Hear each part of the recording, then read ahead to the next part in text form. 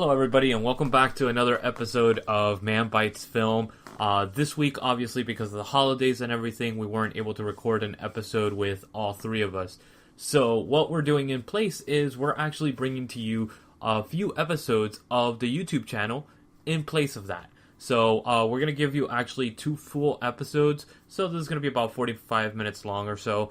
And it's one of our original reviews that we did under the YouTube banner. So if you want, you could actually go back and view all our episodes that we have, which we have about 150 episodes of content up on YouTube.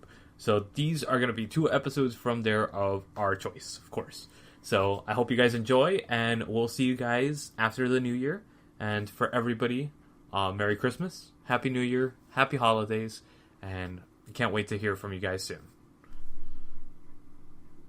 The 2 movies that we're going to be reviewing, well, first of all, let me go back into it. If this is the first time you're tuning into this, basically what we do here on Man Bites Film is we review films that are streaming on Netflix, Amazon, Hulu, or Shudder, of course. And we give you a non-spoiler review that gives you kind of a synopsis and somewhat of a breakdown and similar films to something that you might enjoy. And I try to find films that are kind of out there, kind of obscure, I guess you could say. Sometimes I'll do the major films like I'll do this week, but usually it's because it's a big film and I want to give my 2 cents on it. But I'll always include one film that's kind of out there and kind of weird. So going straight with that, the first one that I want to review is Creep. And that's why Mr. Peach Fuzz is over here with us. Creep is a 2014 film directed by Patrick Brice, and it revolves around the story of a man that is putting a Craigslist ad for a videographer. Why is he placing an ad for a videographer? This is what the whole story is about. He is looking for somebody to record his life from every single aspect of the day, to tell his life, because he is dying of something. And I want to go, this is what he's telling the person, of course. And whether that's true or not, I'll leave that up for you to discover and you to enjoy once you watch this movie. But the whole story unfolds when he hires this person to come and record everything. But what that person, the videographer, doesn't know is that he is the person that's being watched. Every aspect of his life. And this man, this creep, I guess you could say, is so intriguing, and the story that unfolds in this film is so intriguing and so fun and so played with such a sense of humor that if you enjoyed movies like Cabin in the Woods, if you enjoy Shaun of the Dead, if you enjoyed Bill and Tucker, all these guys, all these movies that are hilarious horror films, this will be something right up your alley. I think you'll really enjoy this film. So it's short, hour and 17 minutes, and it goes quick. I mean, you literally 1 second to the next and you're like, whoa, where did the time go? This is a great find. Basically, this character that I have here on my centerpiece is a character that comes out, and his name is Peach Fuzz. The moment that you will know whether you enjoy this film or not is when Peach Fuzz comes out. If you do not like the film by that point, you won't like the rest of it. But that scene, wait for that scene. If you're not enjoying yourself, wait for that scene, because that's where this film goes after this point. And it just takes off with, such greatness. So good. So Creep is the film. I give this a 9 out of 10. I loved this movie. And there's a second part that is also on Netflix as well. So please check both of them out. They're really good. Both of them are really good. Obviously, the first one introduces the character, gives a little bit more. I really like this one, but the second one has really awesome points. Really cool stuff coming out in there. The next film that I want to go into is, of course, everybody knows this. Anybody that watched the Super Bowl has seen the trailer for it and probably watched the movie right after the Super Bowl. And of course, this is Cloverfield Paradox. This is the third film in the franchise. Probably not the best. The second one will always be the best film in this. I don't think they could outdo that. 10 Cloverfield Lane was freaking awesome. This was probably a 10 out of 10 for me. I loved this film. And I didn't like the first one that much. Probably give the first one a 5 out of 10, maybe. I like the premise, just not good delivery. This one follows that trend. Such a great story, such a great concept. The delivery wasn't there, though. Now, a lot of people are giving this movie a lot of crap for no reason. All right? This is an enjoyable movie. Don't let anybody tell you otherwise. It's a fun film to watch. Now, do not feed into the hype, both negative and positive. It's not a stupendous film. This is not a film that's going to blow your mind. This is not a film that's going to do anything out of the ordinary. It's a lot of recycled tropes of sci-fi horror, but it's done in a nice, cool package with a very fun ending. And I really liked it. I enjoyed it. I give it probably a 6 out of 10. And the whole story follows the Cloverfield station. And this is a space station that's being run by all the major countries of the world. And the resources are running low, and this is basically our last-ditch effort. And because we don't want to do these experiments on Earth, because we don't know what it could do, basically they're using a particle accelerator, and they're trying to create a new energy source. And obviously, since they're experimenting, they want to do it in space. Why not, right? Of course, we're not going to get any bad reactions to that. Says every sci-fi movie ever. So they try to do it, and they fail, and they fail, and then they fail. And then, magically, somebody figures, oh yeah, there is such a thing as humidity, condensation. What? I hate movies that do this. I hate movies that just have, like, this super expert scientist, yet they're the stupidest idiots in the world. It's like, I thought of that, and I'm not a freaking specialist in any of these things. And it's like, what? Why? It's so tropey, it's so, whatever. But you get past that, because, yeah, whatever. I want to see crazy monsters, I want to see some crazy scenes. And oh boy, does it deliver. There's some cool scenes that unfold after they finally do discover how to do this. And holy shit, there's some cool stuff. Some scenes inside the walls, some scenes of, an Evil Dead zombie thing that I will not give away that is just stupendous. It's fun. Don't take it serious. Do not take this film serious. If you do, you won't enjoy it. If you are big into the sci-fi and you want serious sci-fi, this is not the film for you. This is... it's if you enjoyed life, you'll enjoy this. If you enjoy just fun sci-fi horror, you might enjoy this. I would venture to say maybe Event Horizon. It's less serious than Event Horizon. It's more comedic, at least to me. That's how I perceived it. I went into this expecting a lot, so I got kind of let down and disappointed because I knew this film was coming. I just didn't know when, and when they announced it on the Super Bowl, everybody was like, oh.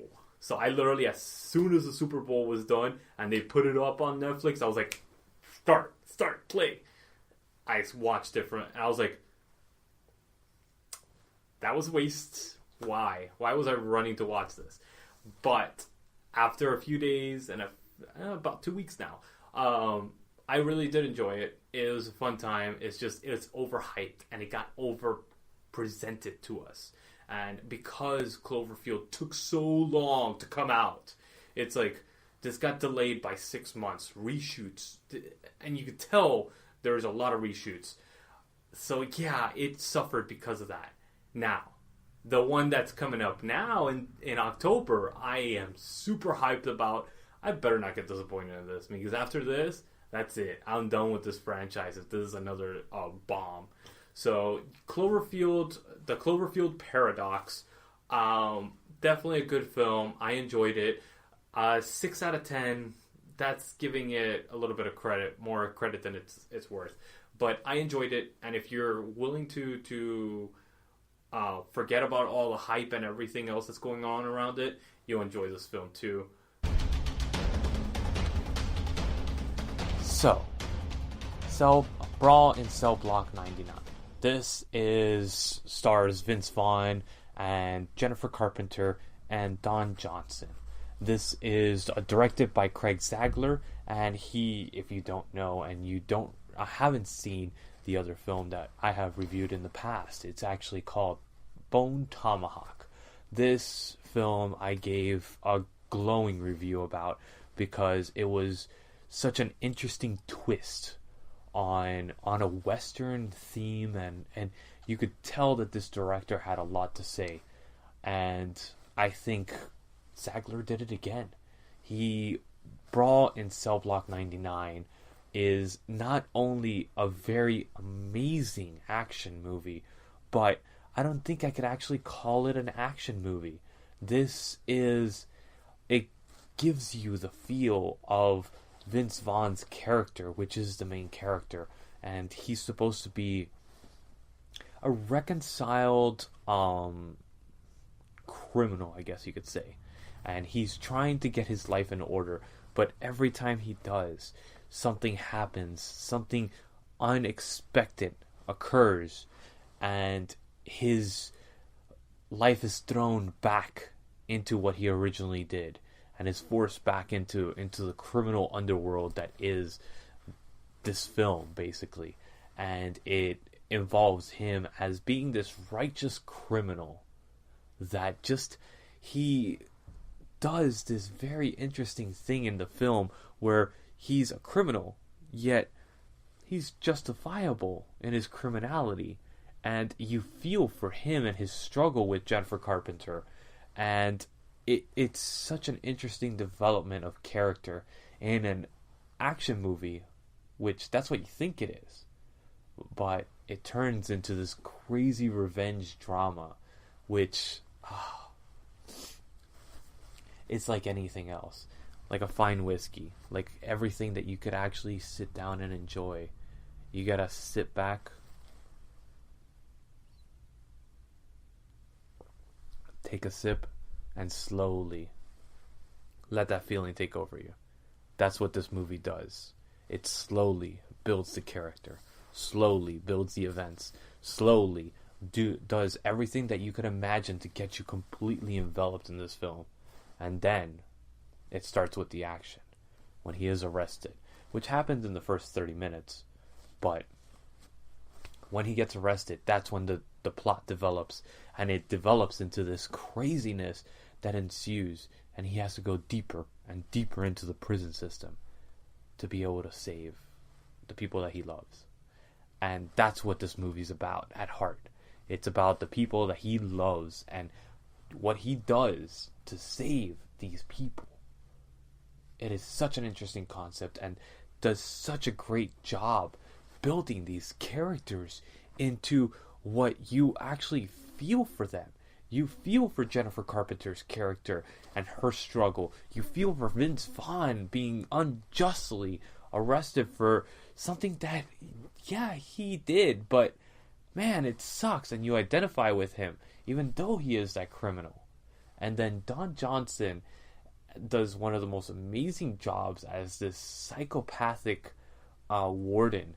And this film makes you question whether the people in the prison system are the criminals or the people holding them in the prison system are the criminals.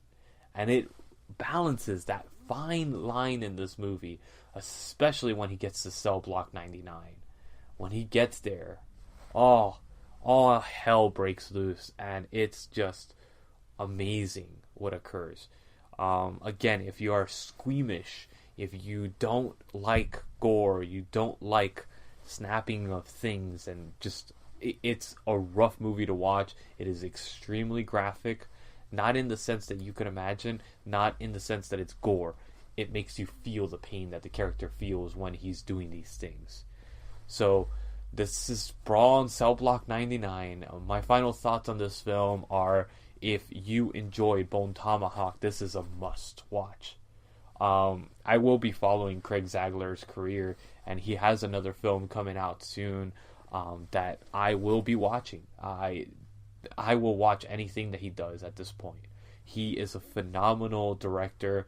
He does something that most directors can't do, and that's build characters yet give you that raw hide action scene, unhampered by the studio system, unhampered by personal vendettas against like being able to do these type of gory effects that are only left in horror movies and cliches.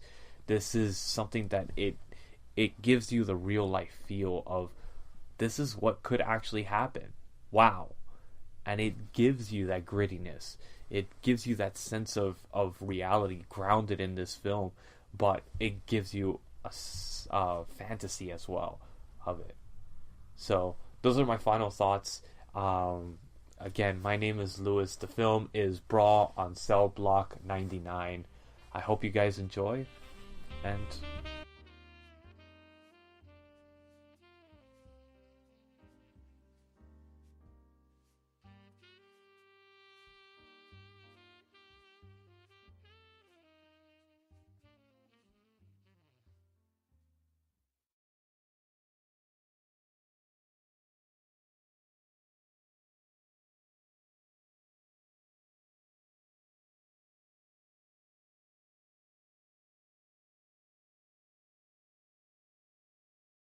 Welcome back, everybody, to another episode of Man Bites Film. My name is Lewis. I am William.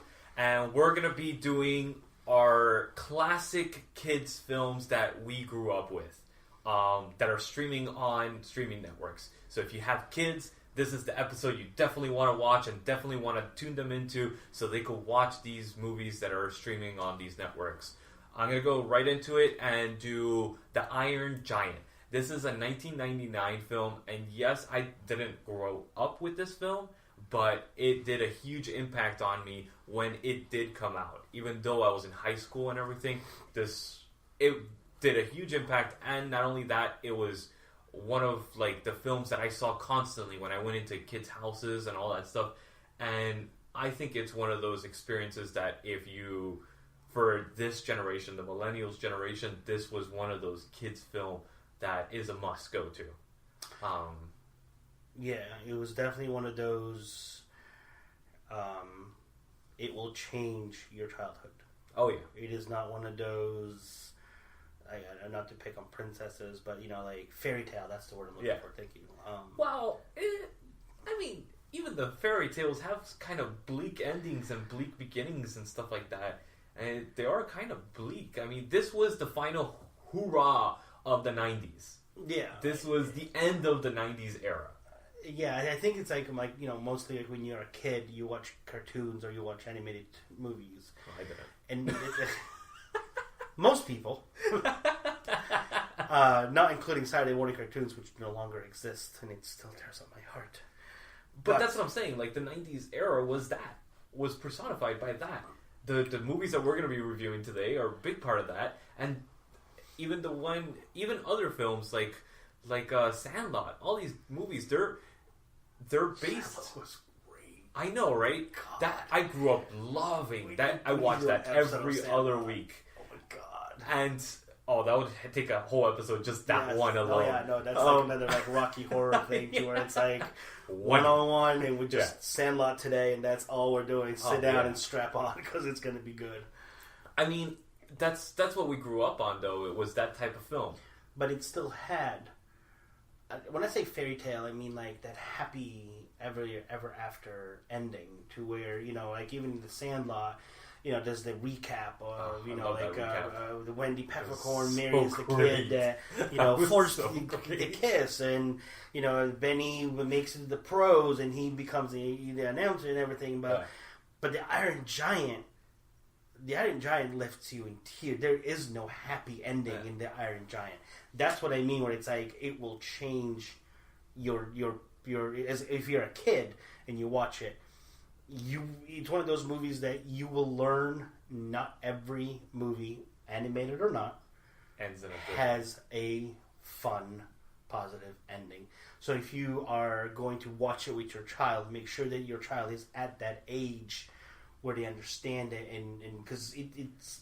And I think it's a good discussion. It's a good discussion to have with your child that the world isn't perfect. I mean, when we were kids, the movie that did that to me was The Fox and the Hound.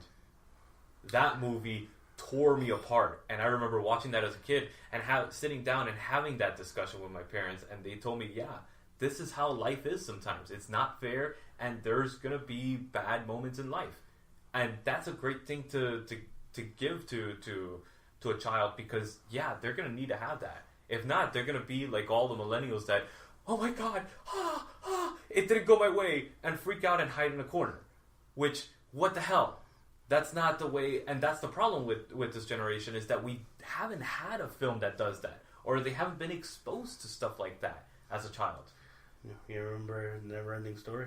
Oh, Neverending Story, my God. I'm not. See, these are the movies that you need to like look up when you don't even have to mention. Oh, remember this scene in that movie? No, you mention a name, and automatically your mind goes to a specific scene. Oh, yeah. Because you know exactly that scene literally just took your childhood, grabbed the knife, and went, see ya. Dude, I still get goosebumps. That's it. Done. From Neverending Story. You know, Neverending Story is another one where it's like you went in thinking it's going to be a fairy. It's going to be like a boy fairy tale lost in, you know, this dragon land and whatnot. And then you're going, holy shit. Mommy, is he okay? Like, he's going to be okay. It gets dark real quick. Oh, yeah. Real quick. Oh, yeah. But I mean, I watched Legend as a child, too. I watched Labyrinth. All those movies were part of my Dark childhood. Crystal. Oh, Dark Crystal. But the movie that did it for me, the movie that really changed my childhood, and I got to meet her actually at Spooky, Return to Oz. Really? Because I went into this movie thinking, it's a sequel to like, you know, The Wizard of Oz, and then Return to Oz, and I'm going, holy shit. Well, I had a good run as a kid, because now I'm scared, so... And I told her that too. I'm like, you changed my view on, you know, what kids movies are, because it was sold as a Disney kids movie. Yeah. But Iron Giant, going back to Iron Giant, yeah, you're right. It's just one of those like, and it's an experience. It's a great experience, and it's something that you're like, wow, this kid finds this massive giant hiding out in the woods, and the kid doesn't just like say, oh, I'm not going to deal with that. I'm just going to run away. No, he embraces the giant, and he tries to bring him in as a friend and teach him, starting as a giant, because literally the giant is a giant kid, and he's just being raised by this child that's had to man up because his mom is working literally 24/7 to try to maintain the household, and he's had to man up and deal with all the responsibilities of a house. Because there's nobody else, and I think that's obviously so you have, like, important. The whole, like, nobody believes him because he's a kid, and who's going to believe a kid that's like, I got my own Iron Giant. It's like, yeah, sure, whatever. Yeah, exactly, right? But I mean, and then the giant gets emotions too, which is phenomenal. And Vin Diesel does the voicing for the Iron Giant, and I was like, and nobody knew really who Vin Diesel was back then. He was like one of the like. His roles were like, and he was not a household name. Yeah, Vin Diesel became a household name with Fast and the Furious. Yeah. You know, and then with he did Riddick as well. Yeah. But Fast and Furious made Vin Diesel a household name. Yeah, and then you go back and you go watch Iron Giant, and you're like, whoa, how did he get started with that? Groot. Yeah. It's like, wait, I recognize that voice. You know, and it's like.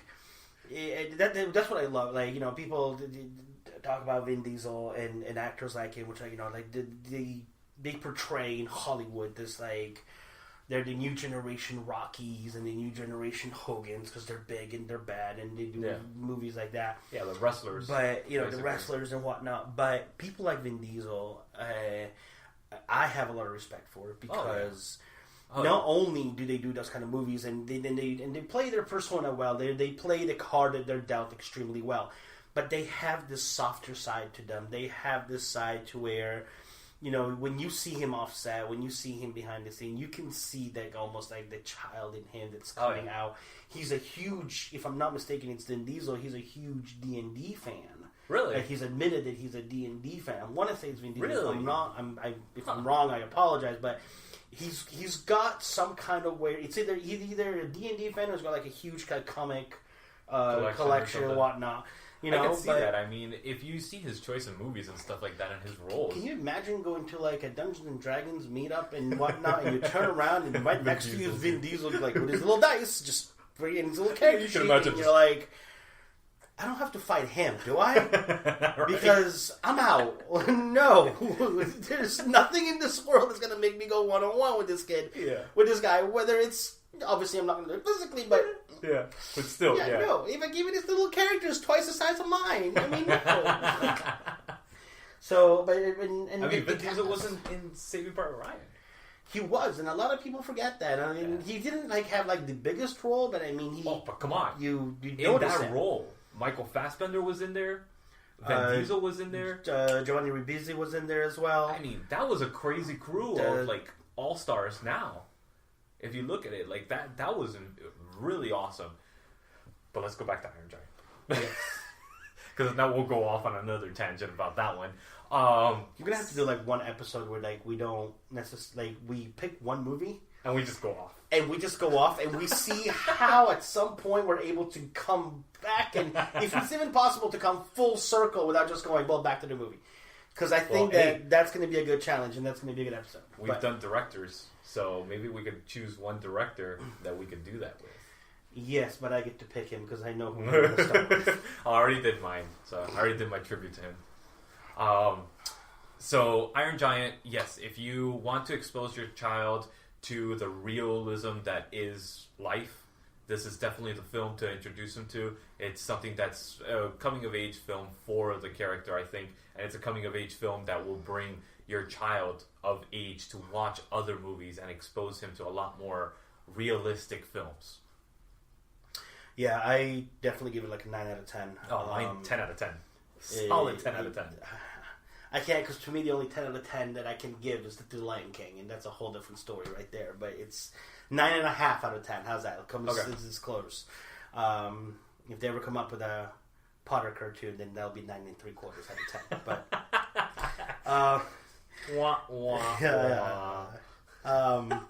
it is a good movie. It is one of those like classics that they're classics, but they're not like toddler classics. They're like more, early teens or where it's like it's time to expose the reality and show that war is not just out there, but it can be depicted in art form as well. Oh, it's so beautifully animated too. And the animation could be like a 90. Well, it's not like animation in the 90s was bad. Animation in the 90s was great. Again, Lion King, like not even just Disney, like Lion King, but like this Anastasia, was which wasn't.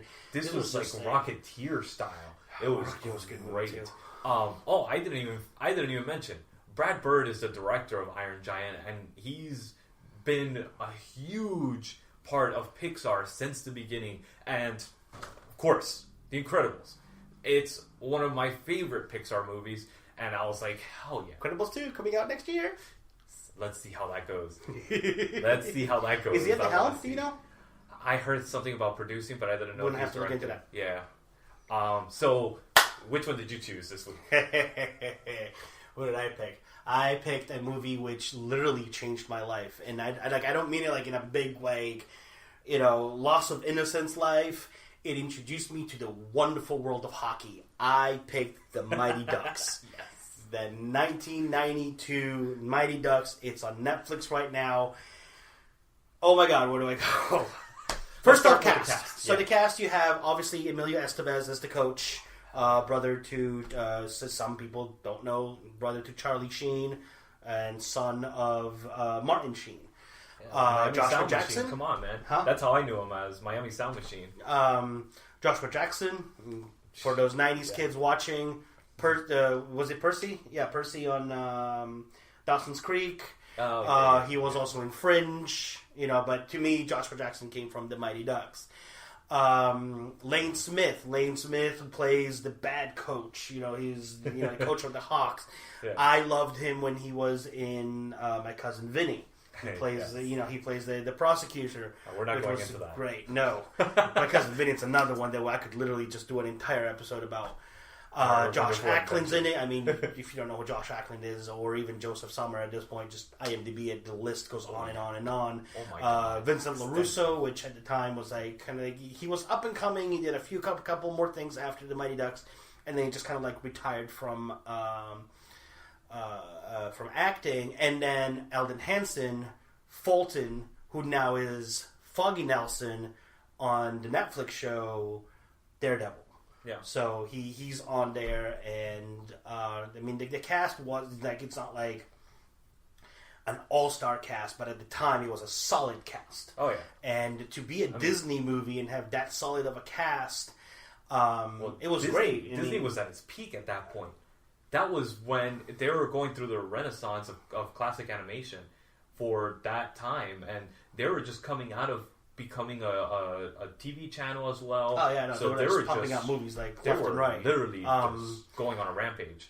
I'd moved to the States in '93 from Europe, and in Europe, soccer.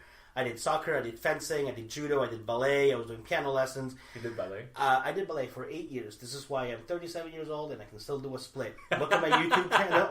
Go check out my YouTube channel. I have proof on there. Yes. But anyway, multiple times. I did not. I mean, when you live in Europe, you hear of these American sports, but you mostly, at the time, I was hearing about, football, throwing a football around with my dad, baseball.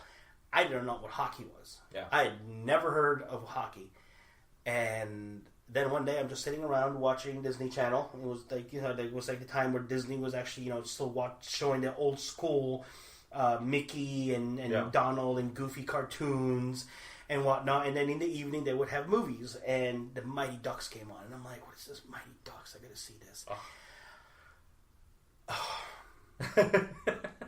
That's the same feeling I had when I was like, how can I... I fell in love right away. Yeah. I was like, I need to do this sport. On ice, and it was just something completely different, and it opened the world to me. It was just like this brand new sport. And then I went to my dad, and I'm like, hey, so there's this thing going on, apparently called hockey. And love my dad to death. The first thing he did was look up, and this was even before, we're talking 92, so internet was... Yeah. But he did some research and realized how expensive this was going to be. And thanks to my loving mom, thanks Mom, he decided, with my mom doing this, that it was going to be okay for me to play hockey. But the Mighty Ducks, at the time, it was like Shakespeare on Ice, directed by Spielberg. Yeah, it was your teenage movie. It didn't there's a little annotation of the love story between the coach and the mom, but whatever. It's not the centerpiece. That does not take the centerpiece hold at all. Is it's the kids. It's the Sandlot on ice. Yeah. If you really want to put it that way, it's the Sandlot on ice. It has the same dynamic. Same comedy. Exactly. It's same this ragtag, District 5. That's how much I know the movie. I know the district number. The team that has no budget, has no coach. Their goalie doesn't want to be the goalie. Yeah. Their coach doesn't want to be the coach. He's a lawyer Goldberg. that gets caught for a DUI, and now he has to do community service. He used to play hockey. That's a whole thing, but it's such a great combination. It was a great combination. Then, obviously he goes against his old team, and he just, butting heads and whatnot. You learn, what teammanship is. There's even this whole invitation of, like, no, don't cheat. Because it's this part where, like, the coach is just kind of, like, trying to get any kind of thing going, so he tries to have the kids cheat, and even the kids are like, we'd rather not play than cheat. Which is a great message to send to kids that are watching, not just for that sport, but for any sport. It's like, if you can't win, you need to better yourself. You need to find out how you can win. Yeah. But don't cheat. Like, that's the line. You know what I mean? It's like saying, like, you want to grow muscles, that's great. Don't do steroids. Yeah. Do it legit. And do it the way that you're supposed to. Do it the hard way, and you'll get more out of it when you do finally win. So there's so many little messages that this movie does portray.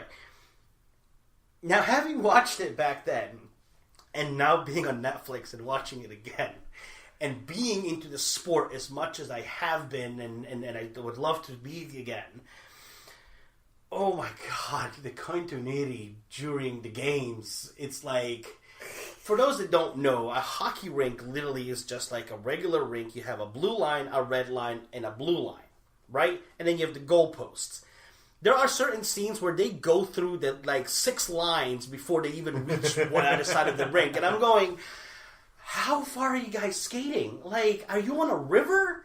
Like, what? But it's still fun to watch because you know how it's going to end. Yeah. It's a great introduction. You know how it's going to end. For those like me that have seen it, forever, I'm just sitting like I'm mouthing the words, and I know the scene's coming next. And then they came out they made it a trilogy, which I really wish they would have stopped at 2 because the third one was really not necessary. That was literally just phoned in at that point. D2 was amazing though. D2 was great, and I wish that it was streaming someplace because I would talk about that as well because they go to like the Goodwill games and they half the team of the Ducks become Team USA. New kids get brought on in D2. Talking about the Sandlot, Benny from the Sandlot actually becomes one of the hockey players in D2. Goldberg comes back. You have Julie the Cat. Goldberg was he has a special place in my heart. That's my favorite from character. Texas that ropes 2 minutes for roping. Like, and then the Smash Brothers, the Knuckle Puck. Yeah, the Knuckle Puck. There you go. D2 was just like whoever sat there was like, oh my god, dude, how can we elevate it? And they really elevated it. And then D3 was like, it was just. So I have an idea for a movie. Click. Yeah. But the Mighty Ducks, the original one, the core of it. It was just like sportsmanship. That was the main message sportsmanship, the anti-bullying, because they bring Fulton in, which is like this big kid, and these kids were getting picked on by the Hawks, and he's just like no more, and he becomes their voice. Well, not their voice. He becomes their physical thing. Which don't get physical, whatnot. But back in the 90s, it was like one of those like if you can't fight your fight and you get something bigger on your side, use him. That was the message, but whatever. I actually use that a lot, now that I think about it. Like the pranks and whatnot. It was your... I love that. Your run-of-the-mill 90s kids sports movie, which at the time they were pumping them out like, Sandlot, Ducks, Little Giants. Classics, too. Like they all became... Like, Little Giants is great. If you haven't seen it or you haven't seen it in a while, try to find it. I've been looking for it. I want to say it's on Netflix somewhere or one of those. No, it's not. But I'm going to have to look. For that, I know I've seen it at some point. I don't know where. I may have rented. Do you remember the original Bad News Bears? The one with Walter Matthau? Yeah. Oh my god.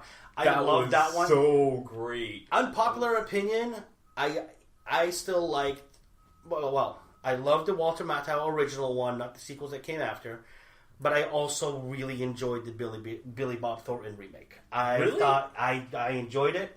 I liked it. I thought that Billy Bob was was he a perfect? No, but he was Billy Bob at his best.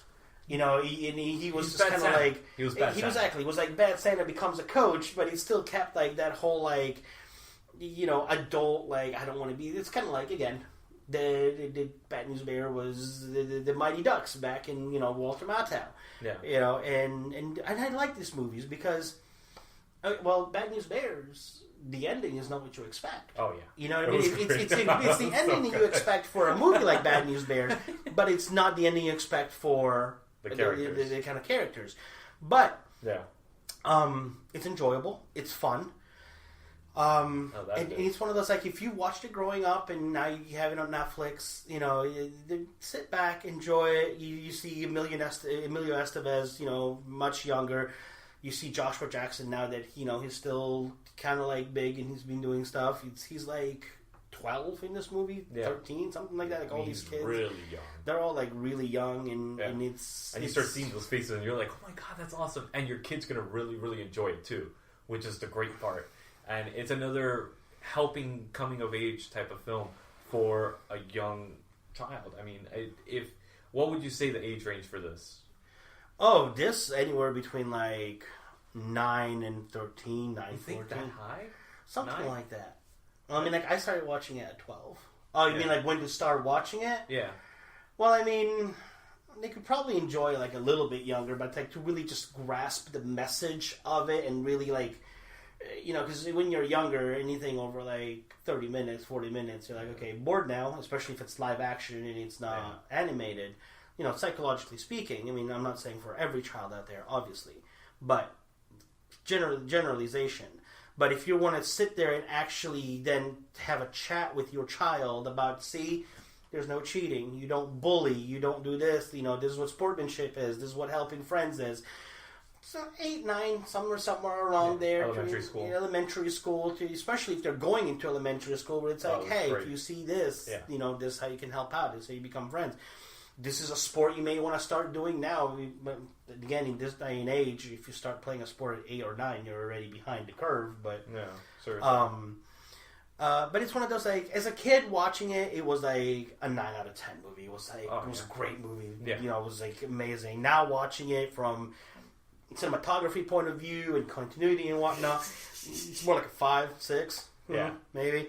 But I mean, you know, but for a child, I think it's for definitely. a child, it's I put it up there with The Sandlot. I put it up there 9.5, 9 yeah. as a child. Nowadays, I saw it again recently, and I'd probably say like 4 or 5. Something But like the difference is, The Sandlot, even as an adult, for me stays Oh, 9.5. Yeah, 10. yeah. That's true. But there's that's no different. changing that. That's a whole other thing. There's no. Yeah, So, but I the will always comedy love still it. holds. Yeah, the comedy will always hold. Mighty Ducks has its lame comedy from the 90s. It's Disney Channel comedy, which is kind of like dated and It was Disney, but it wasn't like overly Disney. It was Yes. still like yeah, it wasn't part there's of still that. holes seeping here and there a little bit to where it's like, was that an adult joke? No, Yeah. I think it was an adult joke. Okay, no, that's cool. We'll just let it go. Now Disney's like, nope, not gonna happen. Yeah. So even by Disney standards, we're talking 90s Disney, not nowadays Disney. So it was still like, you know, enjoyable for both. It was one of those, like, they made it enjoyable for both, obviously for the kids, but still enjoyable enough for the parents to be like, hey, you know, I watched a good movie with my child. We got to bond after, so it wasn't like forced. You know, be like, we're gonna make this joke specifically for the parents, and because we're gonna make it Now they tied do in well. that so much, and it's kind of left field. Back then, they just did it, and they made it part of the script, and just hope for the best. Exactly. So, that's this week's episode. It's going to be Iron Giant, which is streaming on Netflix, and Mighty Ducks, which is also streaming on Netflix, hoping that they release D2 and D3 so that I can at least- hopefully. That'd be hopefully. awesome. So till next week. Yep. All My right. name is Lewis, I'm William. and this is Man Bites Film. We'll see you next week.